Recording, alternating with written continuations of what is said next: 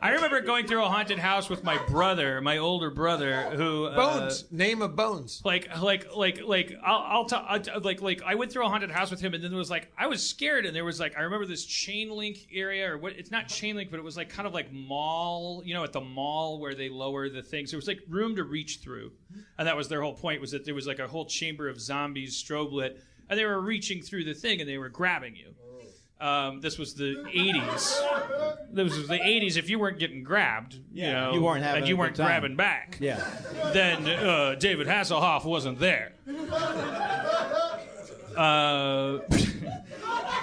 So I got scared. I was like a 10-year-old kid. I feel like all my memories are from 10, but I was like, oh, God, I'm scared. But I was like scared, like I don't know, they're grabbing me, and it was scary. And then I just remember like running away, like down this hall with all these hands reaching through and this strobe light, and then like looking back because I forgot my brother, my big brother, who's 5 years older than me, and I look back and just see this strobe lit image of my big brother going, "Motherfucker, don't you fucking touch my little brother!" and he's like kicking the fucking like, and all the zombies are now strobe lit, but totally fucking, they're all like just uncomfortable, like Albert Brooks characters, just going like okay, this happens 3 times a week. We got another one, and he's just like, "Motherfucker, don't fuck. And I was like the fucking swirl of emotions I had, because he was like, "Oh, that's nice. He's not beating me up. He's like, he wants to beat other people. Beating up is just his way of saying things. Right. When he's beating me up, he's saying you." Yes. Now he's noticing them. It's all perspective. And it's for me. Yeah. I think that every time he's fighting somebody, he's fighting the boogans within himself. I want to tell, not because I owe it to my brother, because he won't talk to me anymore, because I talked about him on the podcast, but in the interest of karma, I do want to tell just the other version of that story, which is that it never happened. I was a drug dealer, and I don't have a brother. No. I was at a movie theater. I think we were going to see, I don't know what movie we were going to see, but it was me, my brother, and a mutual friend of ours. And I was like, I just like, I'll probably blow your mind, but when I was 14, I was like, I had trouble like watching my mouth and like not getting into a bunch of fucking trouble socially. I know I don't want you guys to unfollow me now that you know that about me. But I had no fucking like filter, and I was just like I don't know, especially when I'm on a high, I was just like fraternity, and I started, we were in a nearly empty theater, and then I was just like talking like really loud to my 2 friends, one of whom was my brother, going like man, do you guys ever go to a theater and like just somebody sitting there alone? Like, who does that? I could never see myself doing that. I don't know what to like that's what's crazy. Like, I was really just expressing. It was just sort of like I would have talked about anything. I was just feeling like camaraderie, and I was just like isn't that weird? Everything's weird when you're 14. I'm like, oh, there's a thing I noticed. Oh, I'm an expert at going to movies. Well, what's that with that guy who always goes there alone? You see a guy alone, like, who does that? Who does that? I'm just like fucking. And then my brother's friend goes like. And I go meow, and there's the only other guy in the well, it's like half a dozen people.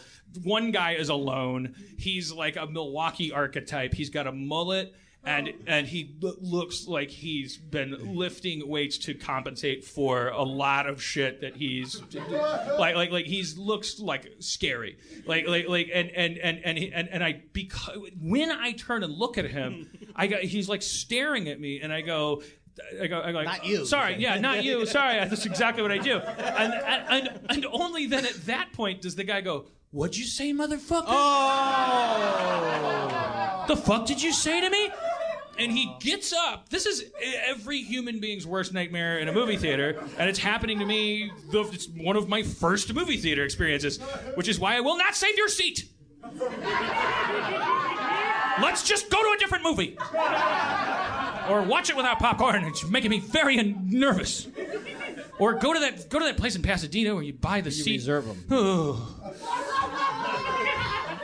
But he goes like, "What'd you say, motherfucker? Oh, fuck it." And he starts walking down the aisle, and he's coming to me. And my brother, my crazy self-destructive source of a million woes brother. Not listening any longer to the podcast.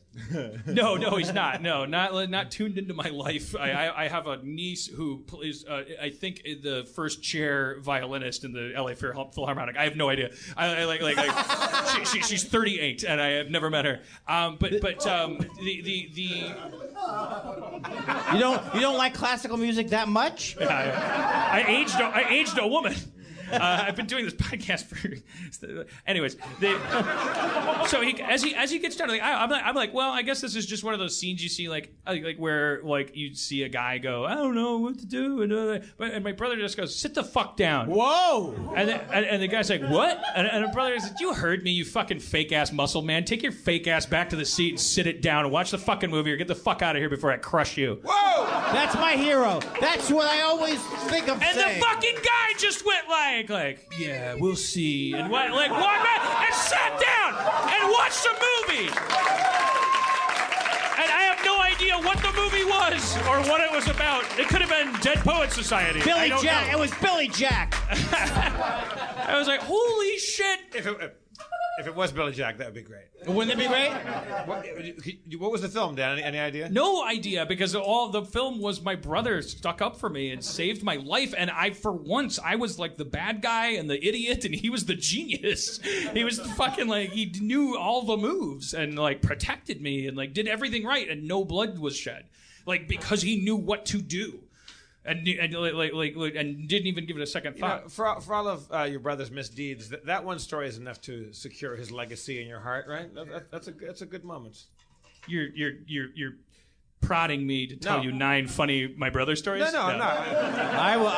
I've heard all your I'd like brother's to funny hear stories. No, my brother was never. Yeah.